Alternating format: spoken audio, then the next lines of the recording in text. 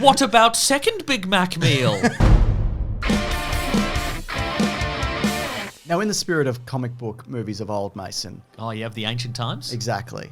Should we start this video with a portion of the video from later in the video, and then we build back up to that part in the video so people are like, how did we get here? Sounds like a lot of work. Sure. I mean, we could just, Ben or Lawrence could put in a random clip. I think it would be fine. Sure, okay. Do you remember when movies used to start like this, though? I mean, Yeah. Iron Man started like this. Deadpool did this. Yes, It's that thing of like, oh my God, a big Other thing. non-superhero movies presumably have started like this. Yeah, exactly. And will continue to this day. I think Rick and Morty made fun of that in an episode, didn't they? Almost They were certainly, like yeah. 3 days earlier or whatever and so forth.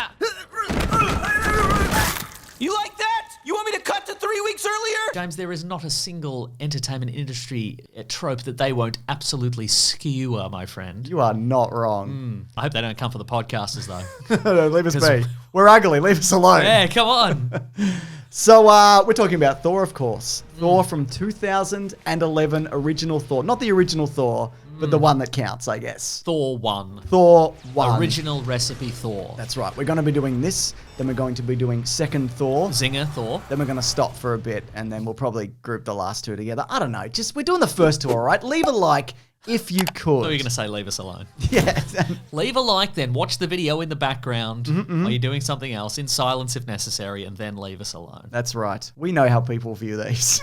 So, Mason, Yes. you might be thinking, how did we get here in terms of Thor movies? I can give you a little bit of the run-up if you don't mind. I'd love to. Great. So, obviously, he was in the 70s and 70s and 80s. He was What does that mean? He was in the... Thor was? No, in the 80s, he was in that... He's in an episode of The Incredible Hulk. Yes. Exactly. Yes, they were attempting to build some sort of spin-off universe, and, Yep. and we got a Daredevil episode, which we've talked about, I think. And, Exactly. And we've got one with Thor, where he's very brown and doing a lot of running about. I'm a big fan. And, of course, he was a comic book character prior to that. That's true. So Sam Raimi, he actually wanted to direct a Thor movie in the 90s. That didn't end up happening. Matthew Vaughn was actually on board for a time in the mid-2000s. He went on to do Kick-Ass and various other properties, including what I think is one of the best X-Men movies. Guillermo del Toro was considered after Matthew Vaughn left, and he wanted to do this version that was closer to the Norse mythology of like Vikings and mud, and he wanted to kind of build an Asgard like that. Oh, GDT wanted to do a real gross Asgard. What a Yeah, he shock. wa- What a shock from him. Where everyone's eyes are on the back of their head or whatever. Yeah. Which I'd be very interested to see. He's doing some extensive research into Norse mythology. He's like, is there a guy who's got weird eyes? And he goes, ooh, peekaboo. Oh, look at me. I'm a freak. Oh, there's not, I'm out. Yeah, bye. I'm going to do the Hobbit movies and then leave the Hobbit movies. That's my play. But then, of course, we got Kenneth Branagh, who I think is the perfect choice for kicking off something like this. He's a Shakespearean fellow. And I true. think bringing that Shakespearean element to this kind of gives it a bit of gravitas, which they throw away a few movies later. Sure, yeah. But I think it totally works for this. What's interesting, I think, is that a lot of people, if you ask them to rank the Marvel movies, they will. They've already done it. They've already done it, and they usually put the first two Thor movies towards the bottom. Yeah. And I don't understand that. Well, I mean, I get it. I think because people on the internet love to rank things, Yeah. stuff has to inevitably be on the bottom. I insist on it. Yeah, and these ones get the short end of the stick. But I watched this today, and I was entertained. I always like this one. I think also it's interesting because when you put things like the silly costumes that they've got in it and, the idea of this crazy looking Asgard and a rainbow bridge and a magic hammer, these things shouldn't translate very well. But I think also something like a Lord of the Rings did a lot of the legwork for this epic kind of scope and this kind of mythology. Right, yeah. And there's probably like an ad of like where the Lord of the Rings hobbits go to McDonald's or something. Yeah, exactly. That would have done, that's the transition, right? You're right. What about second Big Mac meal? One of them would say. Absolutely. And then they do that thing that I really don't like, the big exposition dump at the start about like frost giants and and there's a magic frozen box and there's a war and I've whatever. completely forgotten about the magic frozen box. But the thing is, right, all of those things that I've mentioned is very much what they did with Green Lantern, which came out the same year. Oh. And that movie sucks. Yeah. And this movie just does it. Pretty wild, right? Yeah, I mean, it's amazingly cast. Do you think that, that plays a factor? I think it is, yeah. Even the minor roles, like it's all good. I agree. Yeah. The characterization of Thor, though. Yes, go on. The man himself. The myth himself. Yes. The god himself. Is an alien. This is yeah. the point in the Marvel universe where they were just like, no, there's no magic, it's all technology. Now they're like, no, there is magic, which is it's separate from the separate different magic. But yeah, Thor is magic. We think we're pretty sure he's a lightning man. But the characterization of Thor in this, I mean, they've done the comic book version.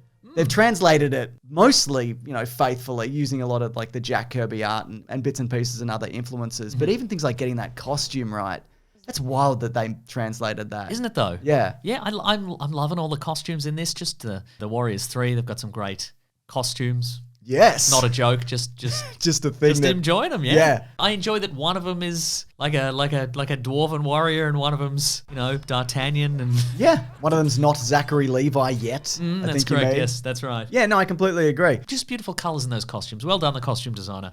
I think. One thing they did put in the bin though was the idea of Donald Blake. Yes, as his mortal identity, he's cast down to earth as a mortal man. He forgets he's Thor. Then he goes and he goes on holiday and he finds a stick in a cave. Yeah. And then Thor's back, baby. They're like, that's no, thank you. Well, they nearly did it. Well, he's mentioned. Also, they have to pay 2 guys. They nearly cast Kevin McKidd in the role. He's a blonde guy. Is he a little blonde guy? He's littler than Chris Hemsworth, but he's not little. Everyone's littler than Chris Hemsworth. That's true. Not one of Chris Hemsworth's brother, maybe. That's true. Not the one from Westworld who is definitively littler than Chris Hemsworth. That's true. Yeah, maybe Liam, who was actually considered for this, Liam Hemsworth. Yeah. So was Tom Hiddleston, right? He was going to be Thor. There's footage of that. Yeah. Yeah, you see him wielding the hammer, but he's amazing, but that doesn't work, right? Correct. They made the right call there. definitely made even the the right fact call. you'd have to dye your hair that color. And his eyebrows. God. Okay, that's one thing I'm not on board for. Those bleached eyebrows, and you see it in the beard as well. It's not a good look. From some angles, the whole thing looks fine, and I guess you settle into it, but my goodness. It's a good thing that everybody in these movies became big enough stars that their agents could just be like, he's just coming in his regular clothes and his regular hair today, so That's right. we're not changing anything. You're going to have to CGI around all of that. Yeah, I think. Yeah, wild decision. It also, implies that Thor is dyeing his eyebrows. Sure, yeah. Yeah, in universe, I guess. yeah. I think He's also... got putting a little just for gods in there. That's right. I think also this movie is a really good example of building out a wider universe. And I'm talking about like Asgard specifically, but also building out a wider universe in terms of, does anybody recognize any of this and what could our next movies be? Right, Yeah. Sure. Odin's Vault, I'm talking about. Oh, yeah, right, yeah. There's a bunch of stuff, in there, which most of it's thrown in the bin. And what I guess a lot of people have talked about in the past is how much of these movies was just kind of Iron Man and the early ones were just sort of like throwing stuff at the wall and seeing what stuck. Yeah. And I think a lot of people responded to the appearance of the Infinity Gauntlet in Odin's treasure room and was like... We know it's not real. We know. There's the clip and whatever. Fake. And people were like, well, yeah, what about that Thanos character? Maybe bring him in, hey? What about that? No, I think you're absolutely right. I think also they then must have looked back at these movies leading up to Infinity War and go like, okay, how many of the things that we've introduced could we just say are Infinity Stones, and which ones are right. There's a stone in the box. There's a stone in the box, right? Just all that. There's just all that kind of stuff going on. But then, of course, we get like a Bruce Banner mention in this, and of course, Hawkeye. Yes. Makes his screen debut. What do you think of any of that? Pretty good. Is it? Yes. It's kind of nothing though, right? Yes, it's kind of nothing. He goes for the gun. Just so you know. Come on. Plank of wood with a nail in it. A rock. Just a rock. Big paper bag filled with poo. He considers putting it on Thor's front doorstep and lighting it on fire and running away. I mean, but then he goes with that bow and arrow, and I'm loving it. Yeah, he would have shot Thor right through the head, and he does in that What If. He does episode, in What right? If, yeah. He got Ant-Man into that, didn't he? I think he did, yeah. I don't know. I just think the idea that Hawkeye's going to go for the gun. It means literally Maybe this nothing. was when he was sort of just getting into archery, and This guy's always been into archery. He's always been a gun guy, but then he's like, man, I like archery, but the boys at the office are going to laugh at me. And he's sort of slowly transitioning to being an archery guy, and then that day he's like, if I kill this guy from like 1,000 feet with this, they gotta respect me. Yeah. They won't call me bloody William Tell. You're bloody mum about it. But then he'd have to slowly be lowered from that crate, holding a bow and arrow. And then they're all just like, you went for the bow, did you? Yeah. That's interesting. I mean, you didn't use it, but you're holding it. Yeah. That's strange, isn't it? That's true. Well, Why don't you, William, tell your mum you're a bitch? And there's also some character arcs in this, which I know some people have problems with. I think I think the idea that Loki, turns bad. I think all that is fine because he obviously orchestrated the entire thing and he was pretending that he was nice. I don't think that's so much of a turn, but it's just like, yeah, he's like that. And I also think it was in this movie, it is kind of a snowball kind of effect because initially he does say that he just wanted to get Thor in trouble. Yeah. He didn't know he'd get banished. And then, he starts doubling down on that stuff. Yeah. And then, of course, in later movies, it's revealed, of course, that the influence of the Tesseract was actually the thing that turned him evil. I mean, not in this movie. No. I mean, he sees at the end, he's like, that's cool. Is there a stone in that? I need to know. Yeah. It's for my boss. It's for work. So is there any stones in this vending machine? Yeah, but I guess what I was talking about, the turn that maybe people might have a problem with, is Thor's, comes around on humanity and his his humility, and it seemingly happens in a day. Like 1 minute he's like throwing down coffee mugs, and the next day he's like making breakfast for everybody. James, why wouldn't you? The first time you encountered the wonders of modern technology, sure, it's like 5 Pop-Tarts. You're not going to change your view on humanity after eating some Pop-Tarts? I would die if I ate 5 Pop-Tarts. So I guess I would change my view on humanity. But I just think also for a guy that's 1,500 years old, like that kind of turnaround, it's pretty quick to be, not worthy and then worthy, Sure. Yeah, I don't know. Maybe they let him have a go on the computer. And he was just like, wow, look at all this stuff. I love Encarta. They had Encarta in 2011, right? They sure It was still probably had a it, yes. website. Yeah. Mm-hmm. I think also now that you see him, he's a goofy character. He's self-aware, like he gets Earth references. He's got a bit of sass and jokes. I think what it is for this character is he's just easily influenced by the things that are around him. Sure. So he can, despite being very old, he's like, I'm funny now. I'm a funny guy. I don't dye my eyebrows anymore. I'm a non-dye eyebrows guy I'm now. all natural. I'm guaranteed all natural. Every part of me completely natural. Absolutely. Okay. Great find in Chris Hemsworth, though, really. I agree, he's really good. Yeah, and I'm glad they kind of leaned into the comedic stuff later on, because I don't know whether this is a sustainable character. Is this interesting over the long term? Oh, I guess we'll never know. If Thor was still doing this, would we be as excited? Oh, I think, no. See, I think if we were 10 years into this and Thor was still like, get me a steed. I need a steed. Good car salesman. The guy's like, we just have cars. It's just, Yeah. People would be like, you've been on Earth 10 years. What are you? Yeah. Nobody rides horses anymore. Yeah. Your eyebrows look ridiculous. How dareth thee? Don't hit me. I don't even like this job. Don't hit me. A second Big Mac for thee. Oh, God. Here's something that I think's great. In this movie. Yes. Great. Does it have to be? No, just say nothing you like. I'll stick to the movie for now, but I might come back to something else. The Destroyer is terrific. I agree. Seeing something like that. You know what? There are many things that I like about this movie, but I think perhaps something that has been lost in the Marvel Studios production line is I feel like this movie has both special effects that are there's some real due care and attention to these special effects, whereas I think perhaps in some of the newer movies they're just like, the nanotechnology puts his helmet on. Yeah. It's fine, whatever. Yeah. The Destroyer looks great, I think. You can see him, them building up the old fire in his belly. I think that looks incredible. It looks real, man. It's amazing. But there's also like a real kind of luxuriating in stuff that was in the in the early Marvel movies, like when you see Iron Man suit up for the first time, and it's a real kind of it's a real scene in and of itself. Yeah. But there's moments in this where we see the team get fired out of the dimensional canon to another realm,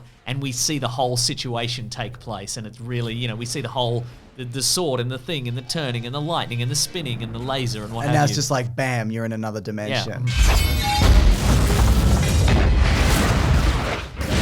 Yeah, you're right. Because I think also we've slowly built up to much crazier things, and they cut out all those. Time. Yeah, there's no time. And I think a great example of that is when Sif stabs it, and T-1000's inside out to turn around. Yes. I think that's really fun. Yeah, this movie does. Do you think that was Branner's idea? Yes. Do you think he was like we did a little something on the Scottish play that was very similar. Here's what I did. I dressed as a woman. Very similar, right? That's classic. Yeah. How about we just have a robot that turns around, Kenneth? That's also good. Terrific, I love it. I think that also, despite the budget of this, which we will talk about, there is a quaintness and a simplicity to it. Yeah. I mean, and also everything's like this. It's on an angle. Everything's Dutch angled, I think that's important that we point That's out. a Kenneth Branagh original? signature. Yeah, yes. He was the first one to do it, as far as I know. I've only ever seen Marvel movies. Okay, good, excellent, yeah. Do you think, before we do some green trivia, the helmet seems to be, and I know they thought about this in terms of like every piece of armor and every weapon, like it's more of a ceremonial thing. Like he doesn't wear it outside of when they're like, "You're great, Thor, this is a Thor parade," you know? Okay, sure, yeah. Is this something you want to see kind of come back? Because I don't mind the design of it. I mean, we are certainly getting something to that effect Yes. in Thor: Love and Thunder. Yeah. Big feathery wings is what I'm saying. Yeah, no, I would like to see some big feathery wings. Yeah. Feathery, not metal. Yeah, I think that would be good. And, I love the fact that Marvel costumes are continually evolving. Yeah. And I reckon try them out in another one, even if it doesn't work. You can have Beats headphones next time if the helmet doesn't work. You know? That's really great. I feel like the ones he had Or in... Raycon. Oh, Raycon. Not an official sponsor of this channel. No. If you're going to buy any headphones, I don't care which one. Mason, it's time for green trivia. I love green trivia. Did you know, you might have seen this, when Odin arrives to save Thor on the ice planet... He's on a Sleipnir, the magical eight-legged horse that Loki gave birth to. That's something I definitely didn't notice the first time I saw this movie. Same, yeah. So I know people are like, what, Loki's gender fluid now and whatever, and he's kissing himself from another dimension? You birthed that horse. What do you think of that? Yeah, that's never been brought up, but I wonder, it's got to be eventually, right? I think so. Also, when they come back to Asgard, horse is gone. Where's it go? We see regular horse. Maybe he mushed a bunch of horses together, like through the through the big rainbow beam. It wasn't. Maybe he It was did like that. a fly situation. Yeah, maybe. We can only hope. He got back and he's like, "Fucking put this down. This is horrible." Put the screens up like it's the Melbourne Cup. Bang. So, as mentioned earlier, he beat out his brother Liam Hemsworth for the role. Here's some other choices. Daniel Craig was first in line. He was nearly in At that McDonald's? That's right, To get yes. a second Big Mac? Yes, after he did James Bond, he's like, I'm getting fat. I don't want to be James Bond and have abs anymore. So yeah, he was top of the list. He was very nearly in Multiverse of Madness, which we talked about. Yeah, He was that's going to right. be Thor's brother in that. The rumor is It was going to be Boulder, right? he's going to be Boulder, yeah. Right, okay. Charlie Hunnam was considered. Tom Hiddleston we mentioned. Alexander Skarsgård, his father is in this, of course. Yes. And Joel Kinnaman Oh, from RoboCop. from Robot Cop and other things, but mostly Robot Cop. That's correct. Yeah. So around the year 2000, which is a year, this movie was going to be a made-for-television special produced by UPN, and Tyler Mane was approached to play Thor. You might know him because he played Sabretooth in the first X-Men movie. I see. I think that was also in the year where they went, we can't make a regular actor take steroids, can we? Can we? Which wrestlers can act? Which wrestlers will do this? But yeah, I think he's definitely, he had the look for it, but I'm glad they went in this direction. Stanley actually said at the time that he always wanted to play... Stanley. Oh. Stanley. Yep. Stanley. Our friend Stanley. Our friend Stanley Yeah. said at the time that he always wanted to play Odin, but he was happy to let that slide and hand it over to Anthony Hopkins. Instead, he's Guy in Truck. He's Guy in Truck, which is a great role. Blue Harvest, etc., so forth. That joke, Mason. Yeah, love it. Yep, good. And the Norwegian village we see in this at the start in flashback is the same one the Red Skull invades to see the Tesseract in Captain America the very first time he was an Avenger. Incredible. Incredible indeed. Now you might be like, what's the budget for this? That's the thing I was wondering. Well, the budget for this, Mason, Go is on. $150 million. Great. I was sure that this was like under 100, but I guess they built a lot of real big golden rooms. It's true they did, yeah. At least two. They probably blew up a Dunkin' Donuts. They probably did. Well, they built that town. Yeah. That whole town they built for this movie. That's actually a bargain for $150 million. I think so. Yeah. And to flatten, you kidding me? Oh. God, practically making money, which they did. Hey, can we have some of this low-income housing to live in? Nah, we're going to blow it up. We're going to blow it up for Hollywood. And we're going to have a big cocaine party. On the rubble. Which you will be in because we're blowing it up before you leave. This, of course, was not a huge box office success, but did pretty well. It made $449 million. Now, I think this movie, one of the things it did right among many things is it didn't go for broke. It was a smaller piece in a larger story that they were telling. And because really all of this eventually paid off in the Avengers, you know, the first one, and then so on and so forth from there. There's a lot of things in this which add up to a different thing, which I know is tiresome now a lot of the time. But this was, I think, a very clever piece of this puzzle. Agreed. That ended up being whatever they're doing now. A million Disney Plus things. That's correct, yes. All at once. We'll, of course, be back, won't we, Mason, next week? Will we? But for what? Great question. Oh, next Thor movie. Next Thor movie. I haven't seen that since the movies and all the times they visited it in Endgame. For sure, yeah. So I'm looking forward to seeing, you know, what I think of that now. Great. Yeah. Very exciting. And if you do want to see that early, Mason, well, you'll record it with me, so you'll have a pretty good idea of what's going on. That's true. But for everybody else, if you head over to bigsandwich.co, that's our private Patreon. Early videos, including Caravan of Garbage. Bonus podcasts. Exclusive, by the way, Mason. Whoa. Movie commentaries. My goodness. We're going to do one for Ragnarok, aren't we, Mason? Yes. For Ragnarok. Yes. There's a huge back catalogue there, including our podcast, The Weekly Planet, where we talk movies and comics and TV shows. That's also got its own YouTube channel, Apple, Spotify, all those things that you can look for a podcast on. Yes. Great. Do you have any thoughts on Thor? Tell us what that is. Tell us what is that thoughts you have on Thor. You say to us what that is. You tell us your thoughts you have on Thor. Yeah. Yeah. Yeah. Nice. Thanks, everybody. Thanks. Grab that gem, you guys. We'll see you next week. Yeah.